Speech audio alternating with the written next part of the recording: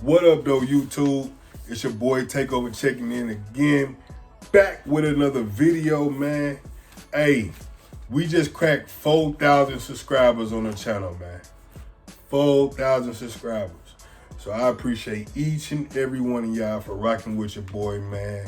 Sharing the content, liking the content, dropping comments in the comment section. All the engagement that you guys are doing, man, is helping the channel get into the algorithm and is really helping the channel grow. So I appreciate each and every one of y'all, man. Y'all rocking with your boy, so I gotta keep the content pumping. I got to keep the content pumping, man. So y'all motivating me. I hope I'm motivating y'all. I hope I'm teaching y'all new things. And you know, we rocking, man. We family. So let's keep this channel growing, y'all. I appreciate y'all. But today we're gonna get straight to it, man. I'm gonna give y'all 5 of the worst mistakes that people make before going to the gym. We're gonna kick it right off. I got my notepad right here because I've been trying to freestyle it and go at the top of the head, but I always forget things.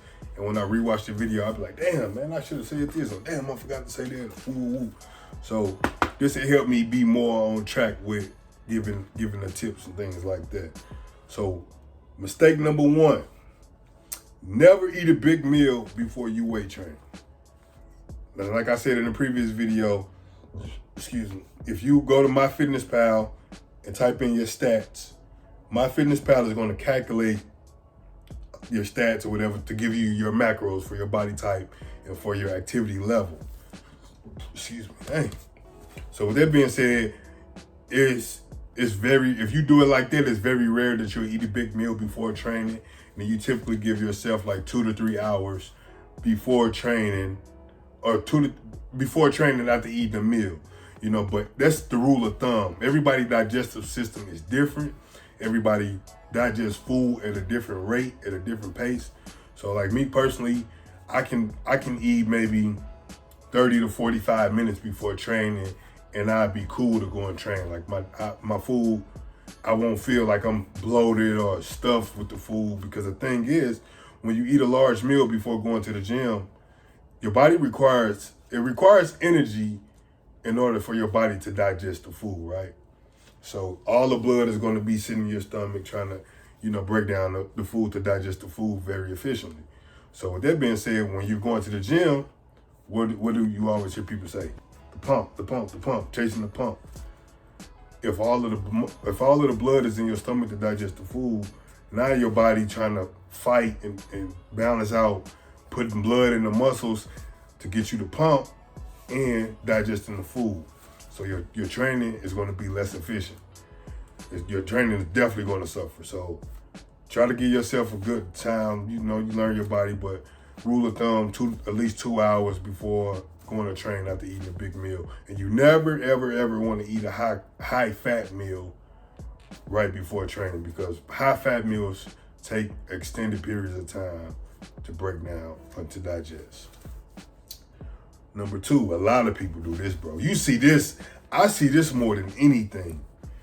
Don't consume too much caffeine before lifting.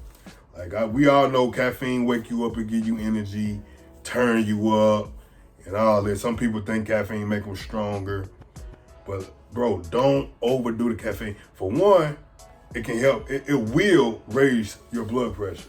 You don't want that, bro.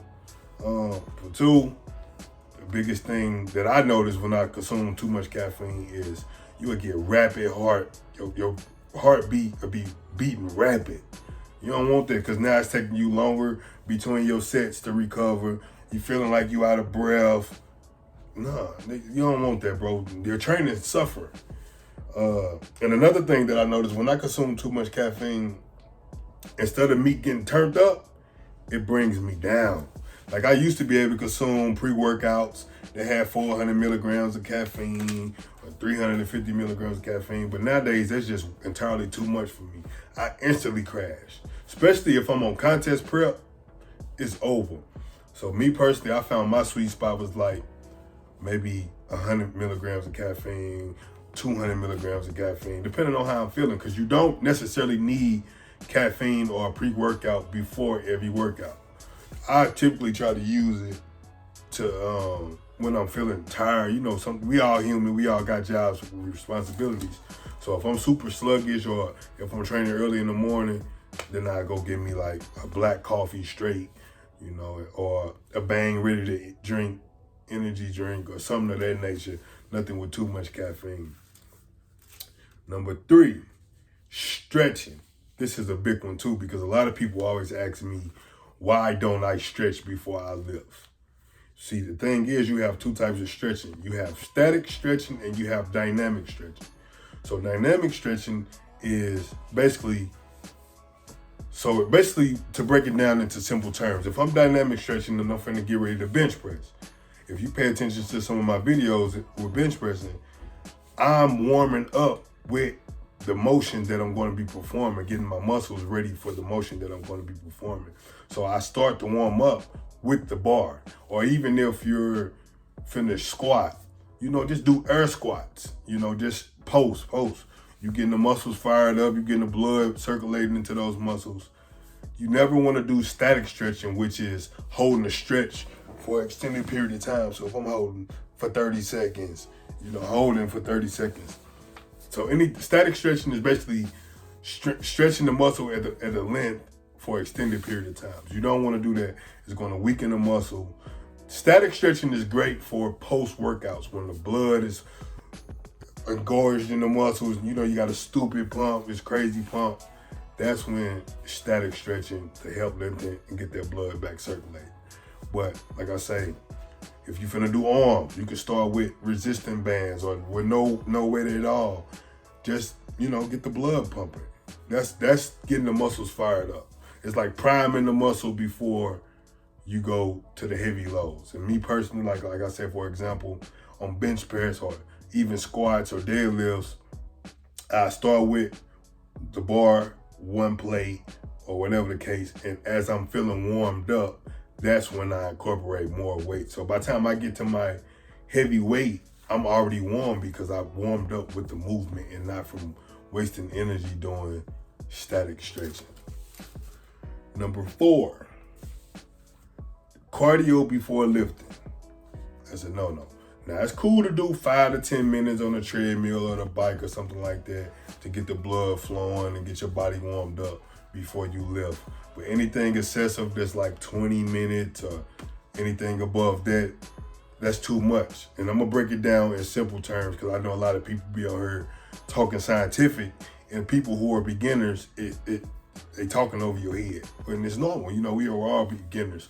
So I want to speak the language that everybody can understand. So basically, when you eat carbs, you filling up your glycogen stores, right? So basically, that's your energy. That's your primary source of energy. So if you're doing cardio, you're depleting your primary source of energy doing a cardio. You basically wasting the energy if you're finna weight train. You want to use all of your weight training. You want to use all of your energy for your weight training, especially if you're strength training.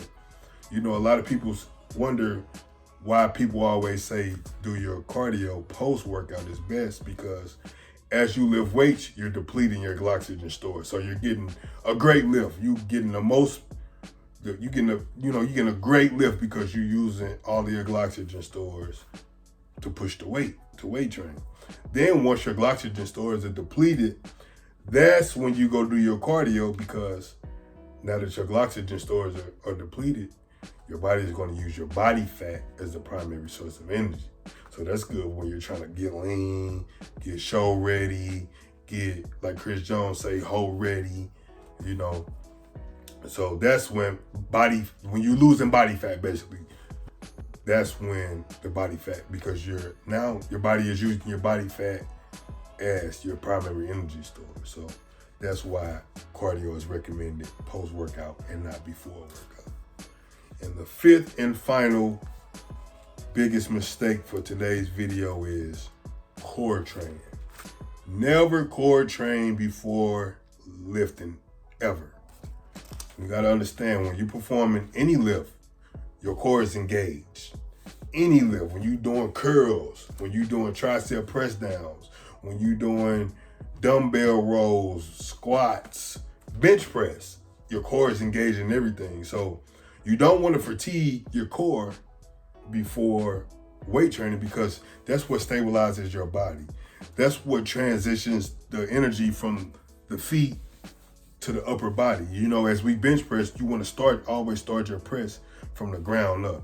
As you squat, you start your squat from the ground up. As you deadlift, you start your deadlift from the ground up. And you have to engage your core to stabilize your body.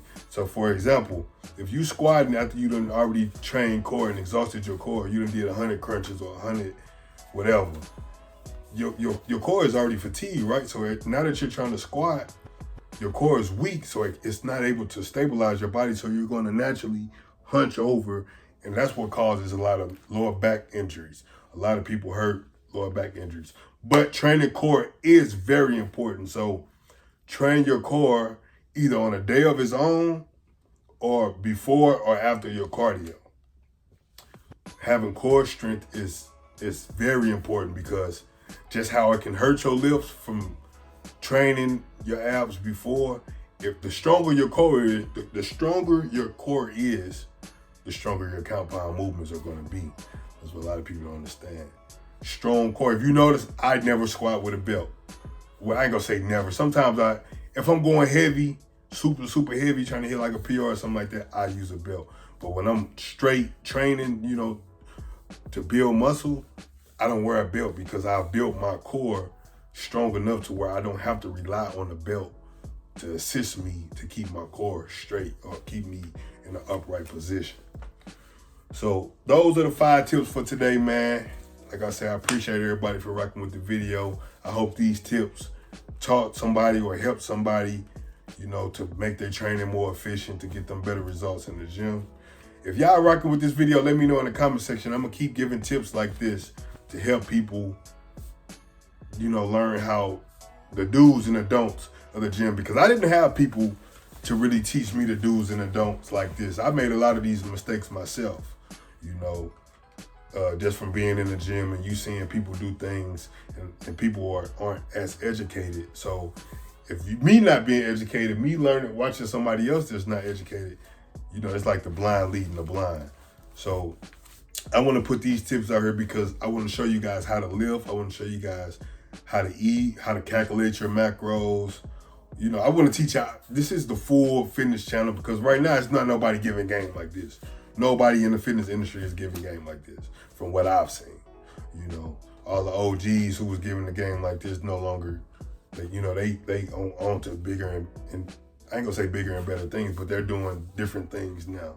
You know, so I want to give this game that, you know, nobody was able to give me.